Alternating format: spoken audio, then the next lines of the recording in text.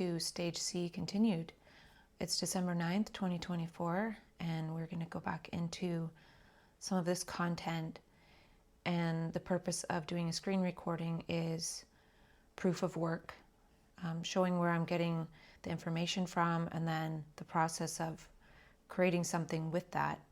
And I have some ideas about what I'm creating, but I am not sure about how it will come about unfolding.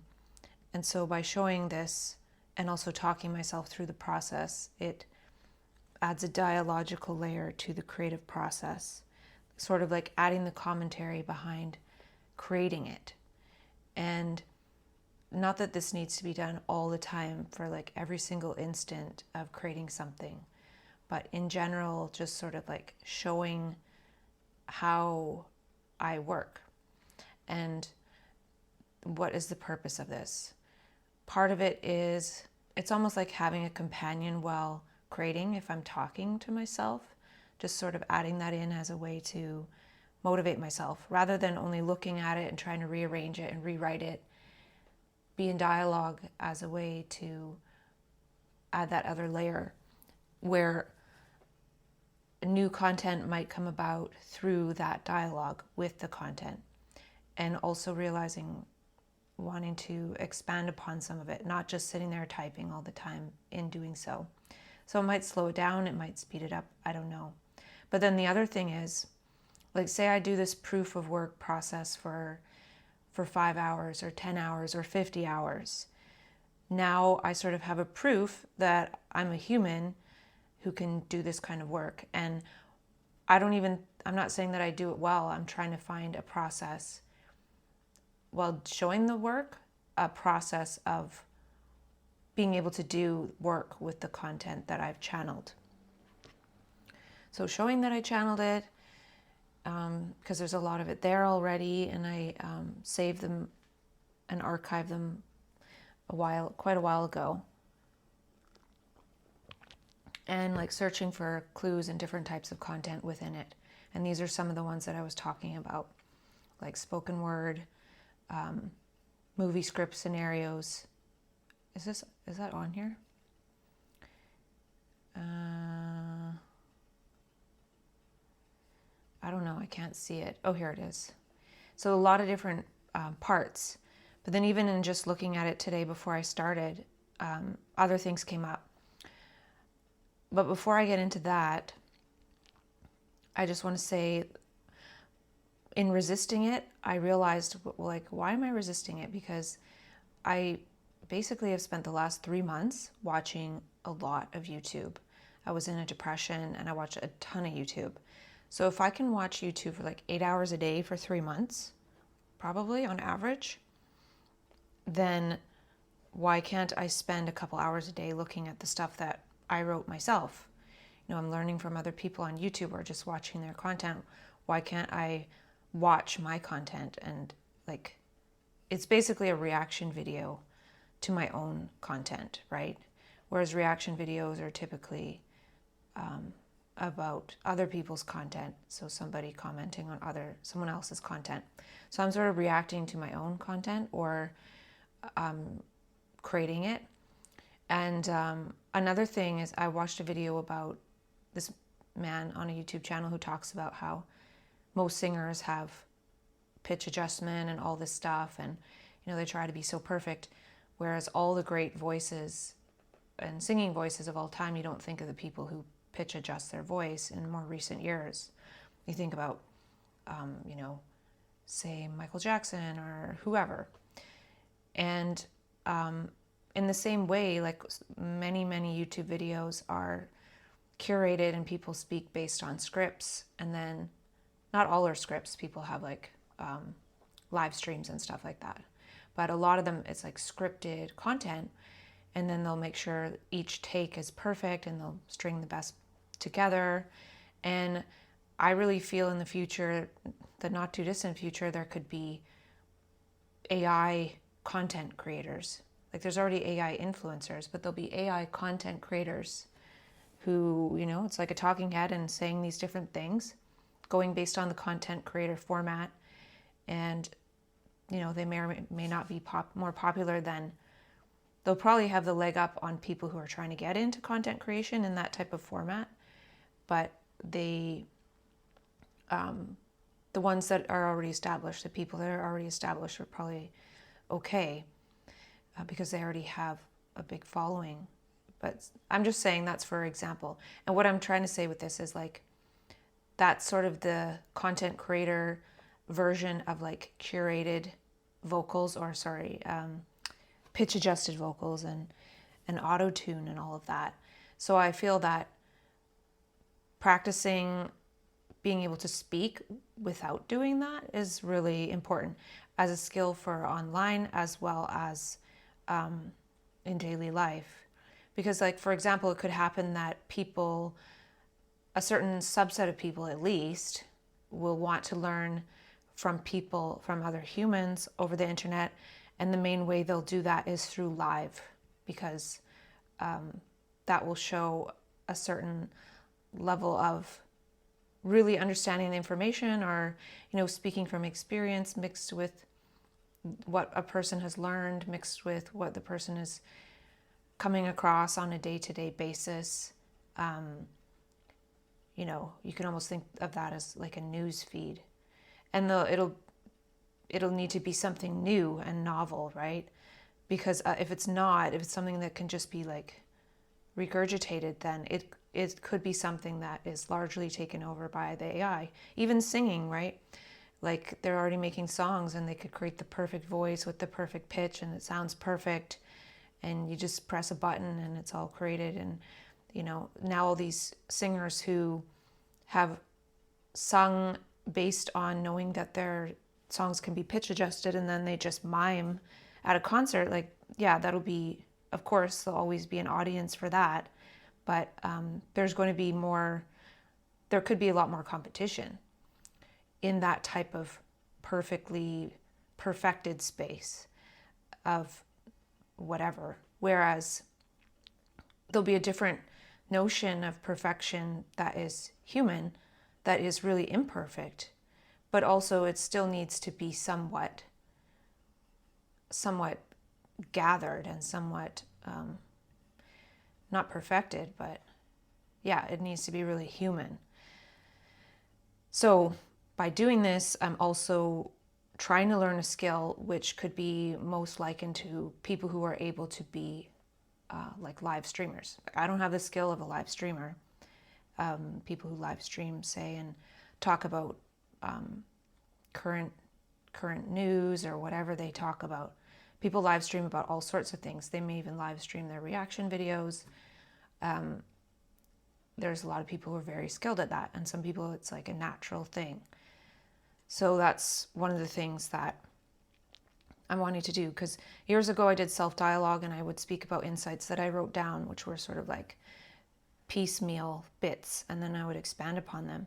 So this is what I'm trying to learn myself, is how to like go between screens and talk about different things that are related, that it goes between the content that I've created and also kind of like references. So I'm starting by talking about things that I listened to today, which was the bit about singing.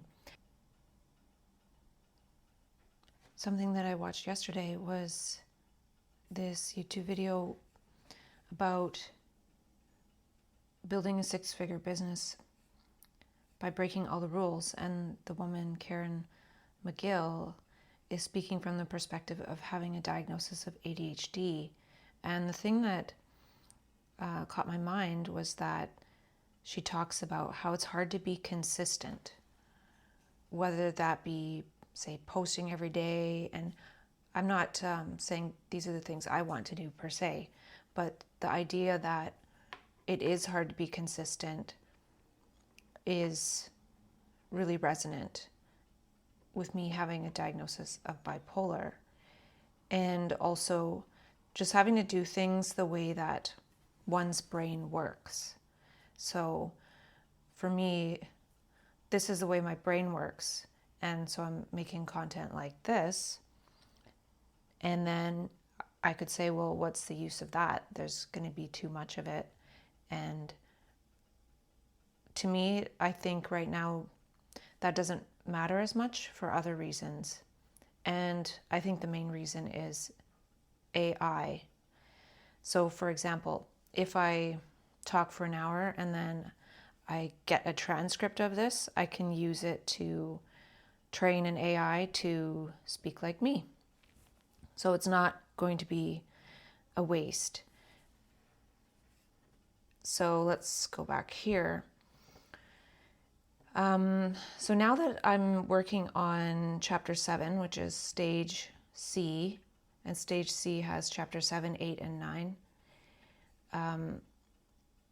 For some reason, I realized this morning, and I don't know why I didn't realize it before, that that in chapter 7, I sort of felt that there was something about leverage, starting to leverage some of the brainstorming and project creation of stage A and B.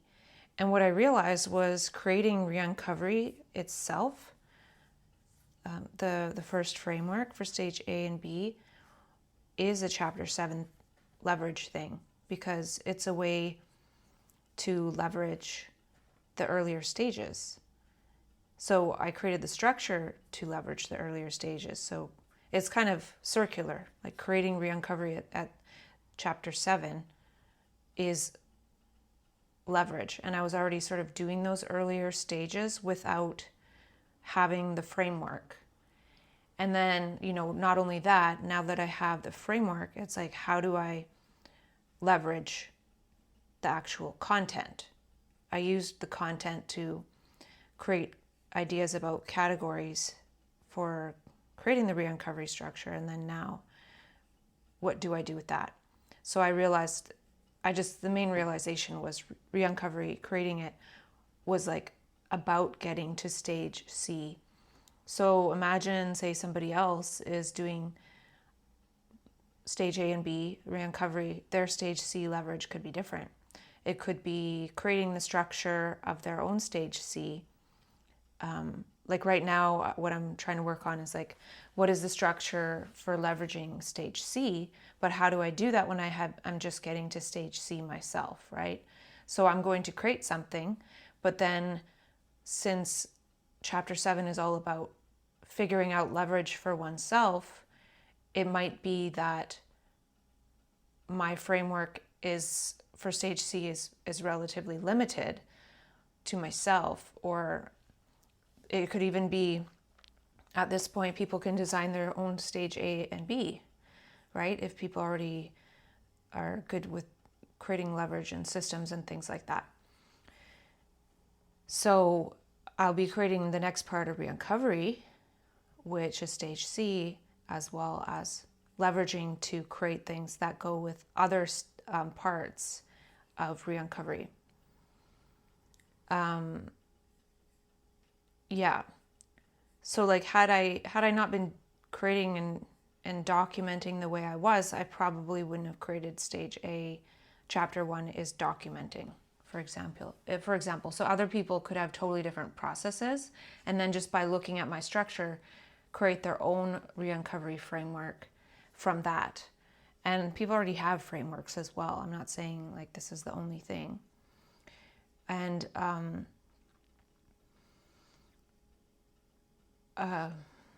to go back to that energy thing, it's like the talking to myself is a good way to create, even if I don't have a lot of energy, because I can still just sit here and create with my voice, even if, like, we always think like it's all about creating by writing, and like if people showed their whole writing process before they showed their written piece, not everybody wants to watch that, but maybe AI does, maybe some people do, in order to see like, well, how did the person get to this finished piece? And like, even how valid is writing like that going to be in the future? Maybe it'll be more about how do you engage with a piece of writing that has already been written, or how do you engage with something that AI has written, beyond only like absorbing it for learning. Like, how do you improvise? How do you ad lib? How do you add to that? Where does your brain go from looking at that, right? So it might be more about the agility of the brain in reading stuff, rather than like, following along or, being convinced of something. That is part of it. But if you think about it, say somebody writes a really good piece, you could just put it in ChatGPT and be like, I want to have a dialogue with this. Like, I want to talk to each point of this. And to me, that's something that might happen more so when we really increase our capacity to read between the lines and beyond the lines, right? Not just read the lines. Like, not reading for understanding, but reading to extrapolate. Reading to say yes and with the content. Like, that'll be the fun part, to be able to improvise with it. Like, to read in order to see what the brain will add to it, not only absorb it. Because if we only absorb, that's likely going to have not so great consequences for the brain. So then the other part of stage C is complexity.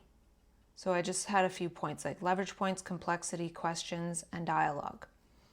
And so complexity, I realized, is, for myself, it's dealing with the 6 dimensions and 9 lattices, which is something that I wrote up for stage B.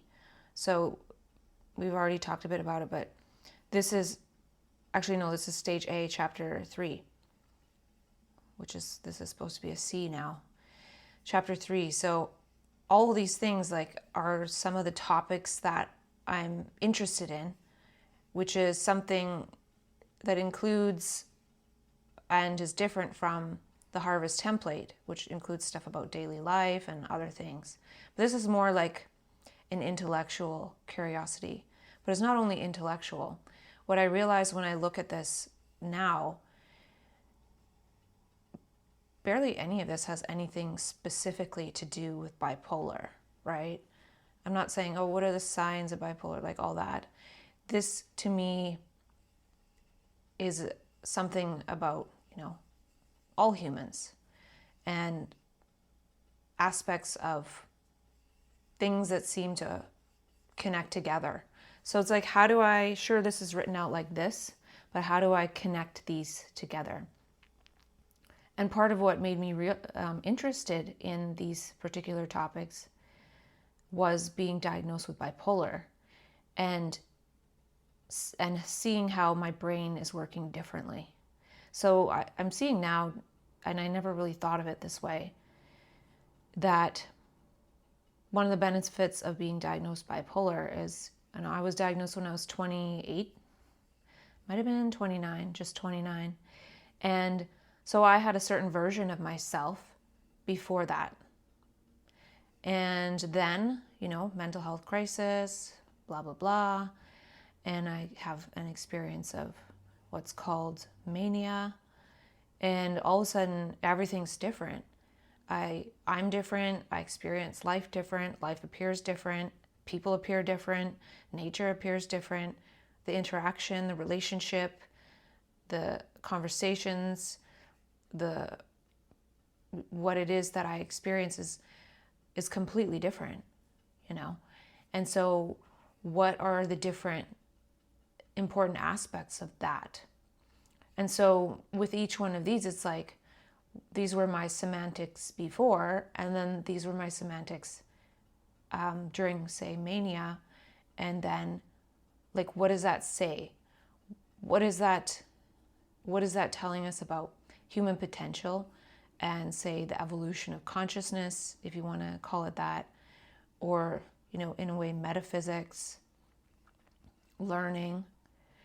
And the thing is that with me and bipolar, it's not something linear, it's not something consistent. The energy level isn't consistent. And, in one way, like, why is that? And you can almost think of it in a way like, okay, when mania happens, it's like going to school, being really immersed and learning. Like, say it's like going off to school. Say I didn't go away to school. Like, my parents didn't send me away to school to some private school where you stay there, boarding school. But it's sort of like that in a way, right? And then when you come back, like, you don't have to be all those ways that you were at school. And it's almost like hard to function when school's over for some reason. Maybe because it was so challenging. But that's not a perfect analogy. But when I have this page printed in front of me and just looking at it, I was like, wait a minute. Like, nothing on here is actually about bipolar disorder. There's some that are more related, but these are things that are topics that anyone can be interested in. And then at the same time, like, what are the ones that are leverage? So that might be, so it's not just about dealing with the 6 dimensions and 9 lattices. It's about finding the leverage in there, right? Because these were the topics. Oh yeah, I'm interested in these topics, but then where is the leverage in the 6 dimensions and 9 lattices? So I'm just going to write that on the paper.